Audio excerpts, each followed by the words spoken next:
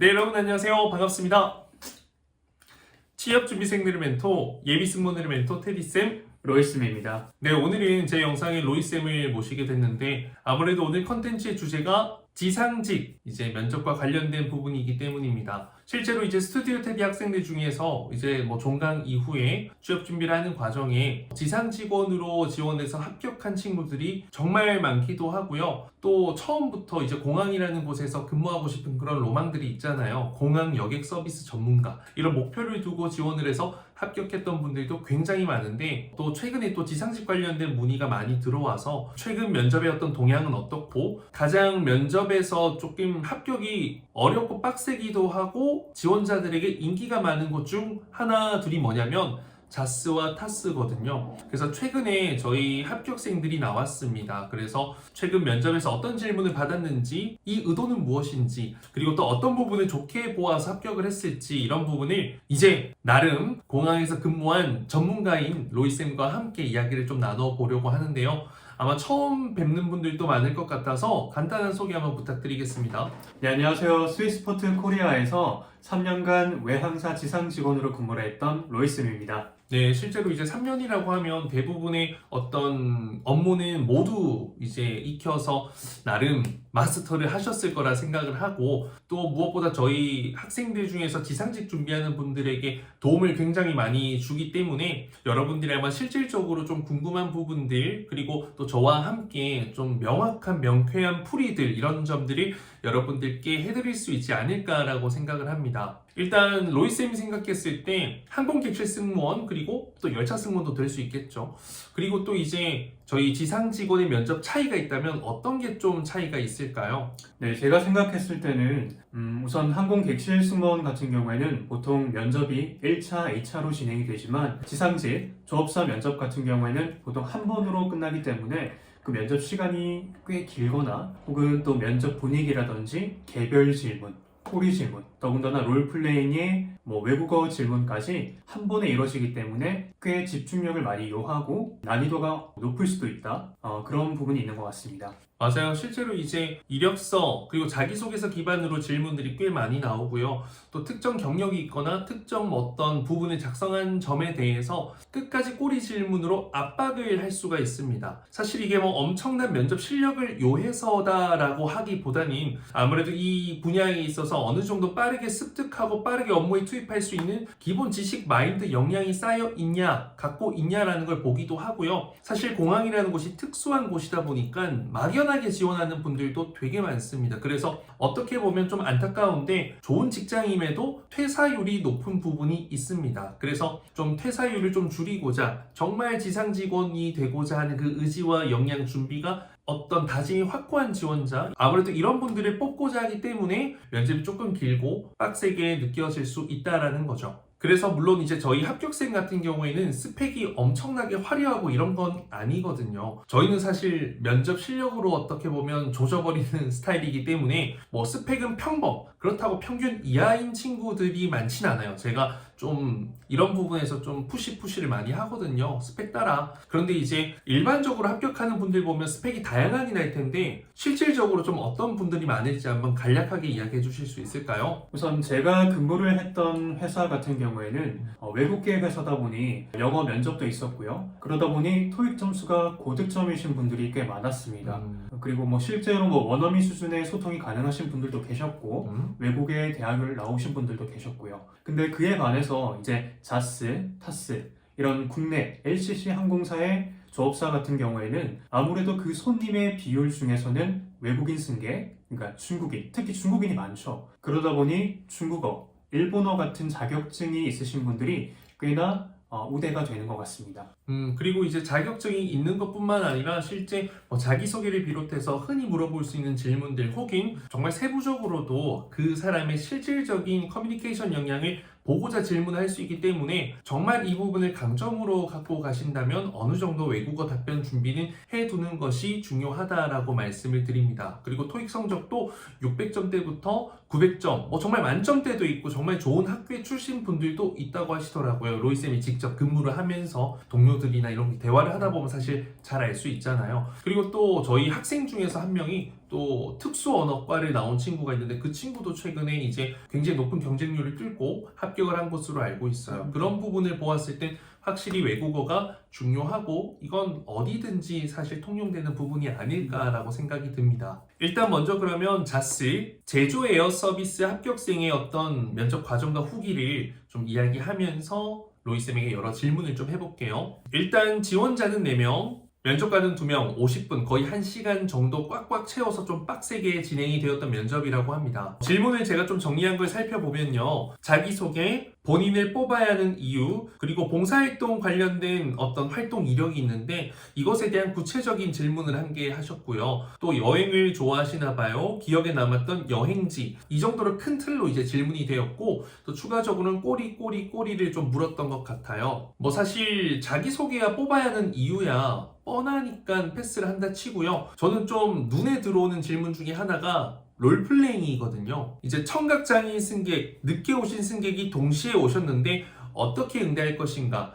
어떻게 보면 참 난감한 상황을 롤플레잉으로 딱 준 건데 로이쌤이 생각했을 때는 물론 이제 서비스 역량, 응대 역량을 보겠다라고 하지만 실제 이런 상황들이 있어서 질문을 주는 걸까요? 아니면 특정한 의도가 있을까요? 아니면 뭐 별 의도가 없을까요? 제가 보기에는 지상 직원의 가장 중요한 업무 성과, 목표는 바로 정시성입니다. 물론 그 과정에서의 서비스가 이루어지고 서비스 만족도 분명 중요하지만 궁극적인 목표는 그 정시성이기 때문에 이런 승객들을 어떻게 핸들링을 하느냐, 예상치 못한 상황이 발생했을 때 그 상황을 어떻게 처리를 하느냐에 따라서 이 정시성에 크게 영향을 미칠 수 있기 때문이죠. 그래서 이런 순발력이라든지 상황 판단력 같은 것들을 물어보기 위해서 이런 질문이 나온 것 같습니다. 저희 이제 스튜디오 테디에서 가장 중요하게 생각하는 것 중 하나가 롤플레잉이에요.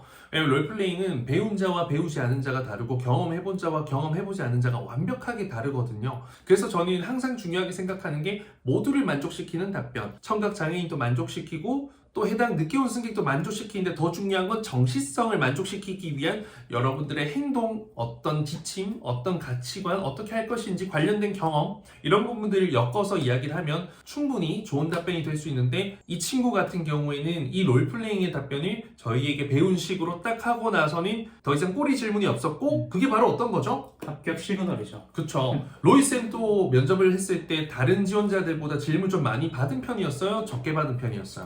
그렇게 질문이 특별히 많은 편은 아니었던 것 같습니다. 그렇기 때문에 사실 여러분들 병풍합 이런 것도 많이 들어보셨을 텐데 사실 병풍이라는 것은 여러분들 어떻게 해석하기에 나름이겠지만 면접 답변을 잘해서 더 이상 이 친구는 체킹할 게 없다라고 판단이 되는 것은 병풍합이 아니라 그거는 굉장히 깔끔한 쿨합이죠. 쿨합. 그래서 이 친구 같은 경우에는 롤플레잉으로 끝내버렸다라고 생각해 주셔도 될 것 같아요. 자, 그리고 좀 특별한 게 한 게 있었죠. 어떤 게 있었죠? 바로 외국어 능력을 검증하는 과정이 있었어요. 보통 외국어 질문을 던지거나 자기소개를 시키거나 이렇게 진행되는 경우가 많은데 이번 채용에서 지원자들끼리 본인들이 구사할 수 있는 외국어로 스몰톡을 시켰다고 합니다. 그래서 자, 이거는 어떤 거냐면 실질적으로 이제 영어 성적, 중국어 성적 의미 없더라.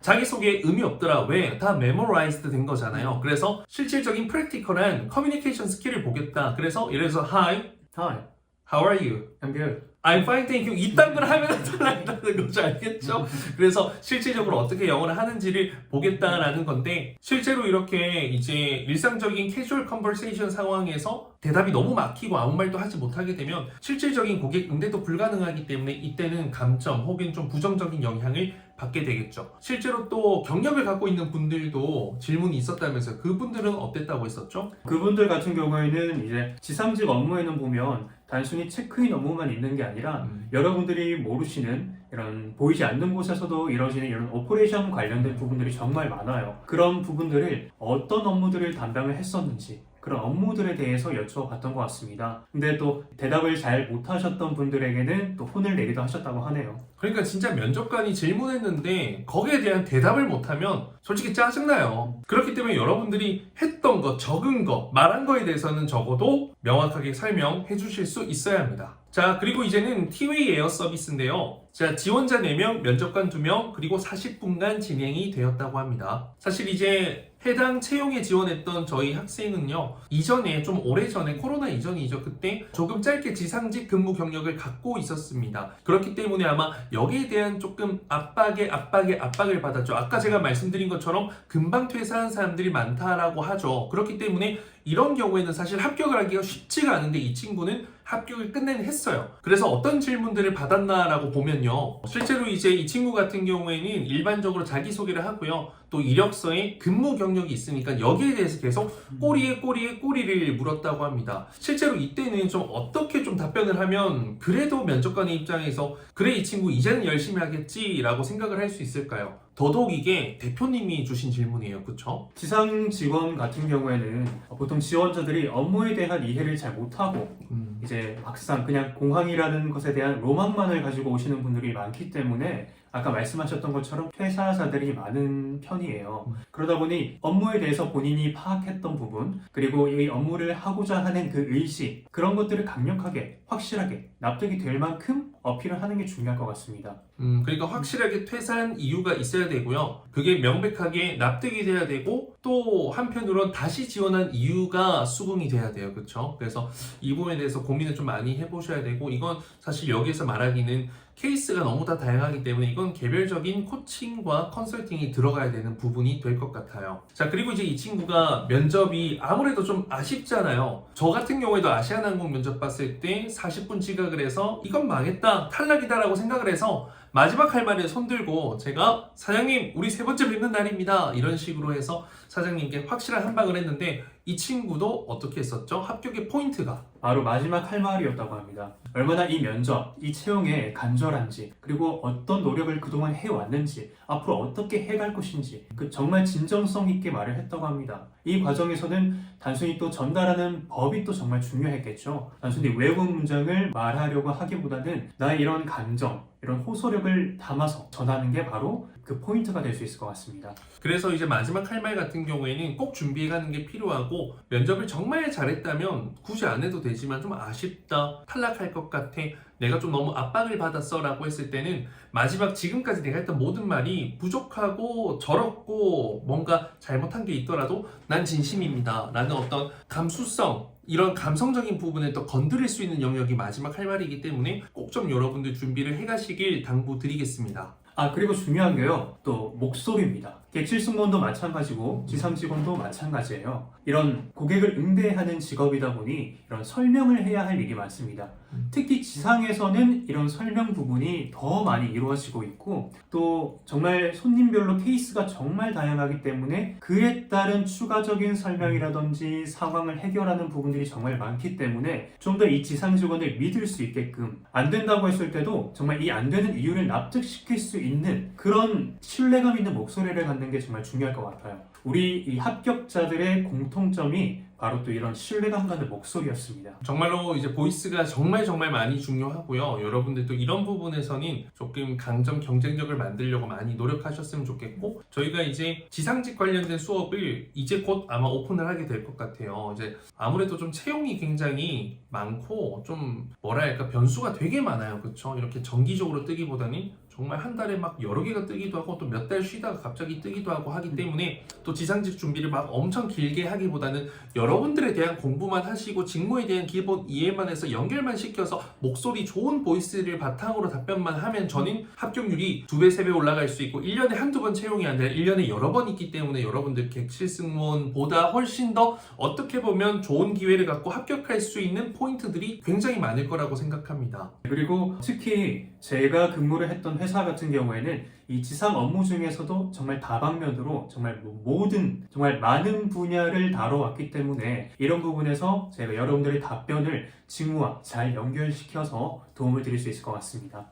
그래서 아마 나중에 이 영상을 보고 도움이 필요한 분들은 저희가 생각났을 때 언제든 여러분들 이제 댓글에 나와 있는 카카오톡 채널로 문의 주시면 안내 드리도록 하겠습니다. 일단 지상직이라는 게 여러분들 많은 분들이 접근도 하기가 어렵지도 않고 어떻게 보면 많은 분들이 꿈꿀 수 있는 직무 중에 하나라고 생각합니다. 어찌되었든 여러분들 조금 준비만 철저히 하면 여러 회사 중에서 여러분들이 골라서 선택해 갈 수 있기 때문에 그래도 최소한의 준비를 하시길 당부드리고요. 앞서 이제 로이쌤과 저희가 이야기했던 기본적인 스펙은 어느 정도 만들어 두었을 때 합격률이 천정부지로 정말 기하급수적으로 올라갈 수 있다는 것을 잊지 않으셨으면 좋겠습니다. 자, 그럼 이제 다음번에는 지상직과 또 이런 객실 승무원으로 근무하면서 있었던 재미있던 썰에 대해서도 한번 풀어볼 테니까 썰 전 해볼 테니까요. 채널 고정 그리고 유튜브 구독, 알람, 좋아요 설정 부탁드리겠습니다. 그럼 다음 영상에서 또 뵙겠습니다. 안녕. 또 뵙겠습니다.